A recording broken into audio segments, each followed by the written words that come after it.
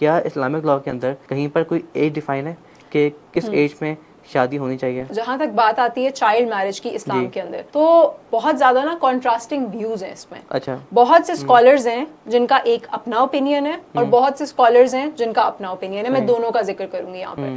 پہلے اسکالرز وہ ہیں جو کہتے ہیں نہیں، چائلڈ میرج الاؤڈ ہے ہی نہیں اسلام میں. ٹھیک ہے، چائلڈ میرج آپ کر ہی نہیں سکتے. یہ ایک اسکالرز کہتا ہے ہمارے پاس. جو دوسرا سیٹ آف اسکالرز ہے نا ہمارے پاس، وہ یوز کرتے ہیں the concept of guardianship. Guardianship کا مطلب جس طرح ہمارے یہاں ولی کا کانسیپٹ ہوتا ہے. اب ولی کون ہوتا ہے؟ ولی یا آپ کا فادر ہوگا یا آپ کے دادا ہوں گے. صحیح. ٹھیک ہے.